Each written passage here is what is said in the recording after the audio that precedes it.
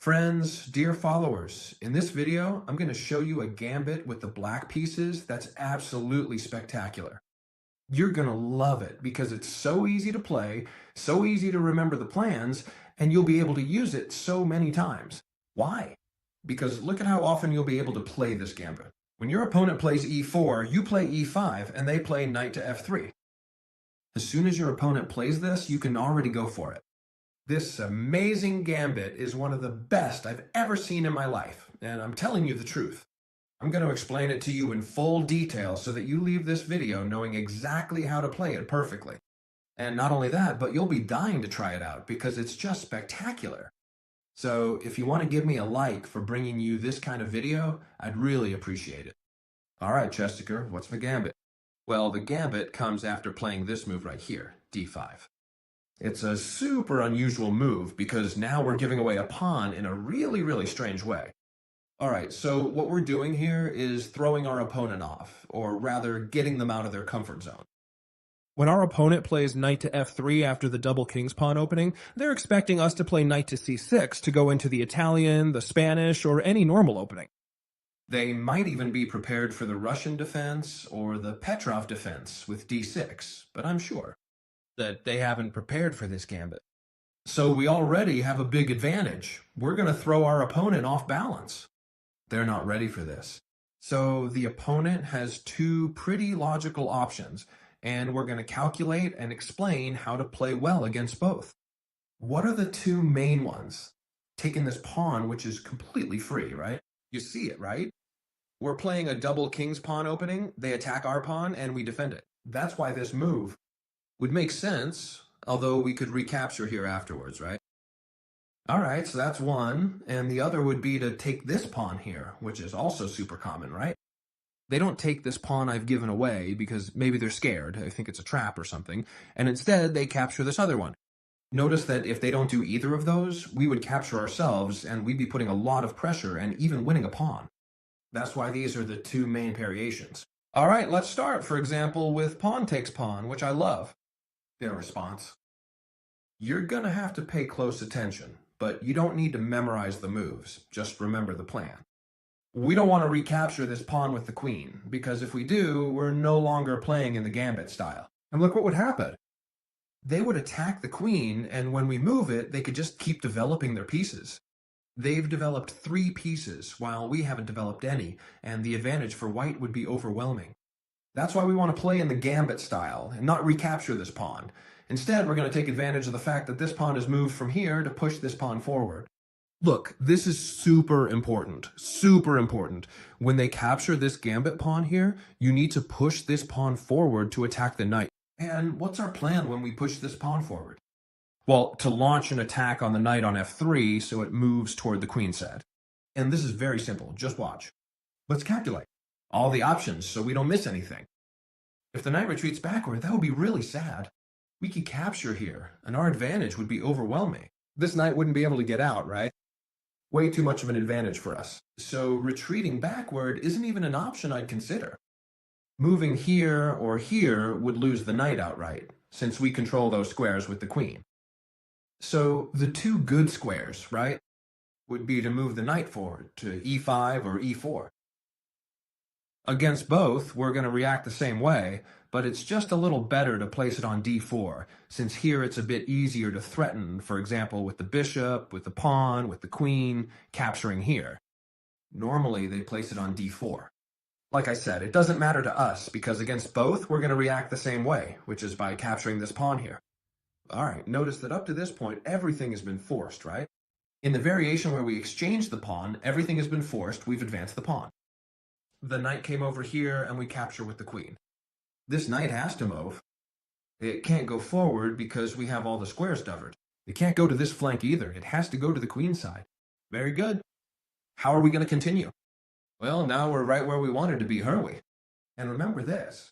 What we want is to wait for our opponent to castle. If there's one thing you need to keep in mind, it's that we have to wait for our opponent to castle. So how are we going to lead? By developing our knight. See how simple it is? You don't have to memorize the moves. You just need to remember the plan. We want them to castle, so we develop our knights. For example, here they could play bishop to e2, right? To develop. Yes, perfect. So what would we do? Well, we would keep developing our knights. But it's true that here they have much better moves than bishop to e2, like for example, knight to c3. So let's calculate this carefully. It's the only move in the position that puts us under pressure, since it develops the knight and at the same time attacks our queen, a queen that's in the middle of the board and could be an easy target for attack. Where does this queen need to go? Well, it's very important to remember where that queen needs to go. We should always place her behind the pawn. Why?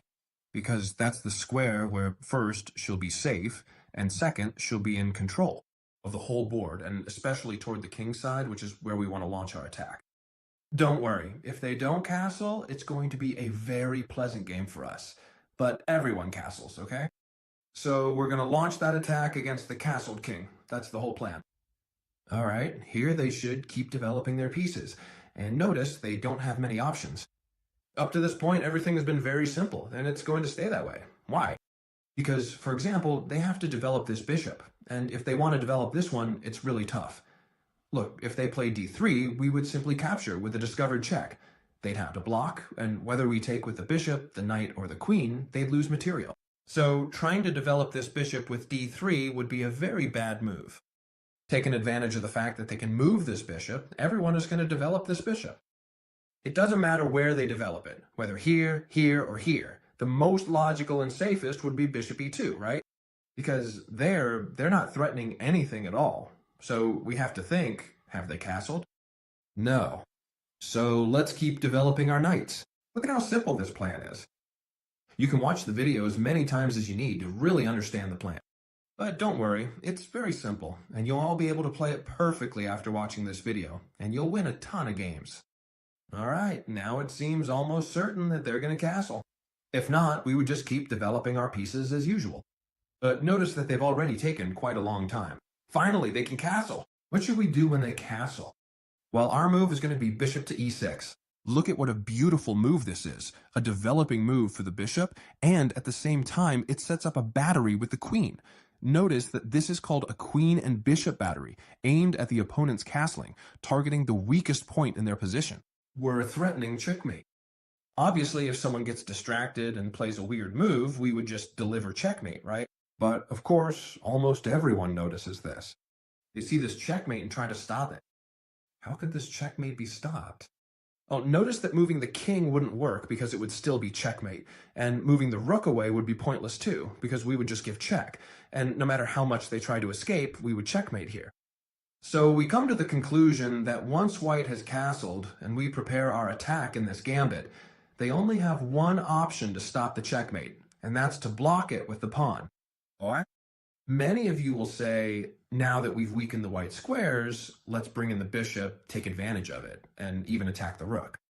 That would be a really good idea. However, there's an even better idea, all right? In most openings, this plan you've come up with would be great, right? You weaken the white squares and take advantage of it with the other bishop. Very good plan. However, there is a definitive plan to win much faster. Notice that the plan is to break through with h5. Very good.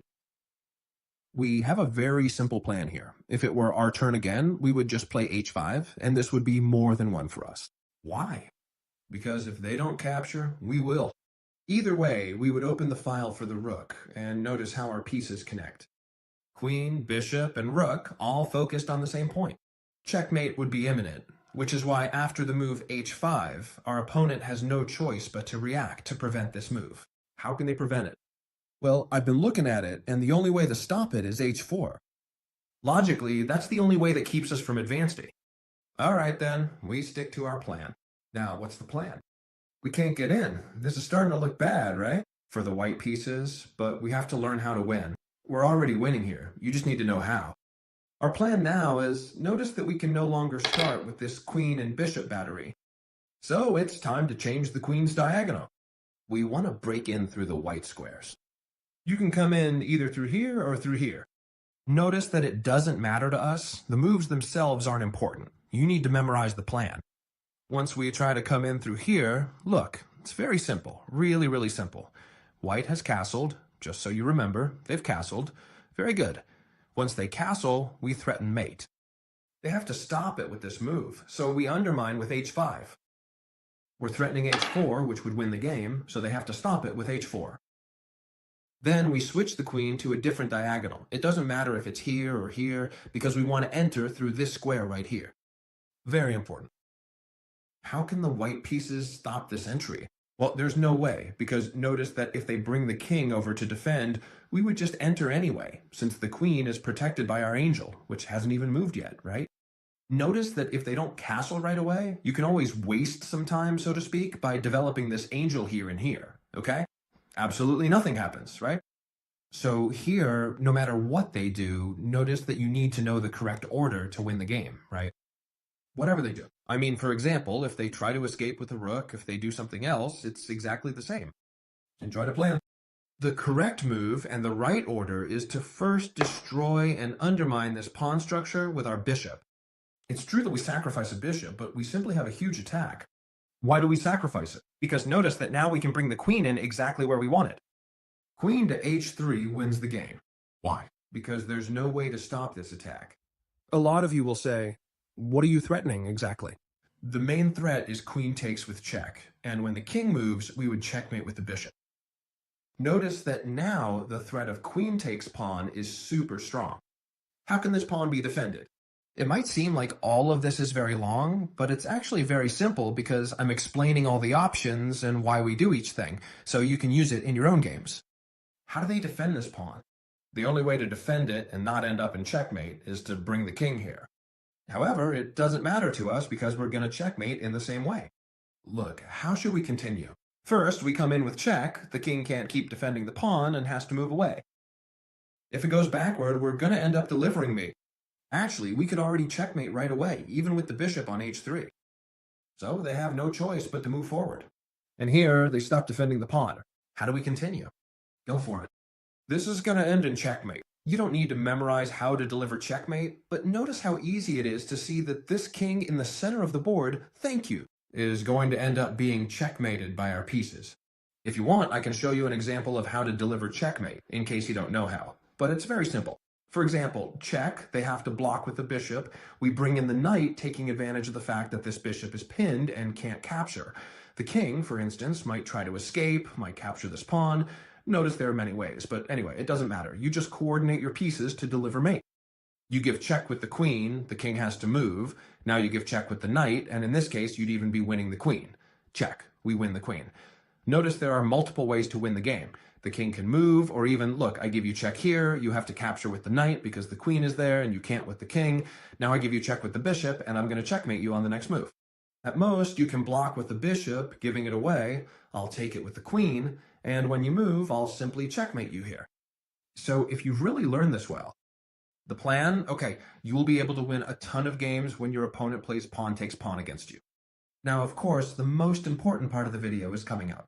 What happens if, when we play this gambit, which I think is called the elephant gambit, though I'm not 100% sure, instead of capturing pawn for pawn, which we've already seen is a very simple plan to go after the castling, as I said, you can watch this as many times as you need. You can save the video to watch it later. It'll always be available, free for you.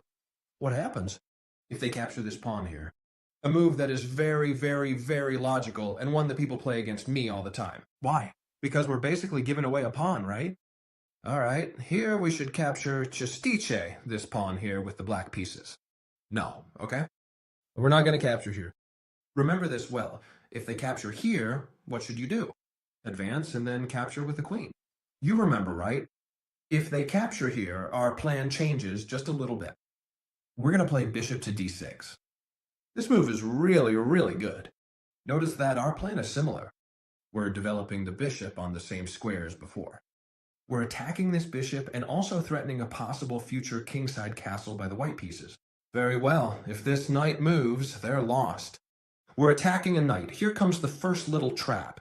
If the knight moves, we simply capture here, regain the initiative, and our advantage is just too strong. Our plan. What would it be? Well, it's very similar to before, even easier to play. Because when the knight moves and they castle, we could even go straight in with the queen. But, okay, so what happens? That nobody captures here. So let's put this back the way it was, right? This is here, the capture here, we play here. All right, nobody moves the knight. Instead, everyone just defends this knight with d4. It's the only good move for the white pieces. And remember, if they move the knight, we win with pawn takes pawn. If they defend the knight, which is the right move, let's see how to keep playing because it's very simple. They defend the knight, and now it's time to capture this pawn. Why? To prevent this knight from coming back to these two squares. Very, very good. Now, how can the white pieces continue? If they make a useless move, like bishop to c4, or any other pointless move, maybe bishop to e2, whatever, what are we going to do? Well, our plan is really simple. Do we trade this knight? We trade queens, and this position favors black. Why? Because we have a winning king side. All right? Very simple. But of course, there are better moves for the white pieces here. But anyway, I just wanted to mention it in case anyone was thinking about it. All right, here, in this position, after we've captured this pawn, so no one gets lost, what happens if instead of making a silly move, they play well, and for example, play knight to c6, attacking our pawn? To knight c3, they're always going to play this move. Why? Why? Because we have a loose pawn here that's really annoying. So with knight to c3, which develops a piece and also attacks our weak point. So how should we continue? Because this is really, really simple. Well, when they play like this, all we have to do is play knight to f6, defending this pawn. It's true that now the white pieces seem to have a very, very easy game. Look at this, okay? I attack this pawn, you defend it, so then I pin your knight and threaten knight takes pawn. Now, this knight isn't defending the pawn because it's pinned. This game seems really simple for white, and I assure you this happens in most games, because all these are forced moves. That's why this setup is just so good. So when they threaten to capture here, we're just going to ignore them. We castle. Look at this, okay? We tassel. And you might say, Chessteacher, what's your plan for when they play knight takes e4? Since that's a logical move, and that's why they're putting this pressure on you. Well, check this out, friends. They're already completely lost here. Our maneuver is going to be the following. You see how we have the queen pinned, and that's why this knight can't be captured. If this queen weren't here, let me explain it clearly so you understand. If this queen weren't here, we could just capture this knight right now and win a piece. So how can we make that happen without wasting time so that this queen isn't here? It's very simple. We're going to capture this knight first. You see it, right? Now they couldn't capture here because we would simply take with this bishop and win the piece. We've captured 1 and 2, and they've only taken 1.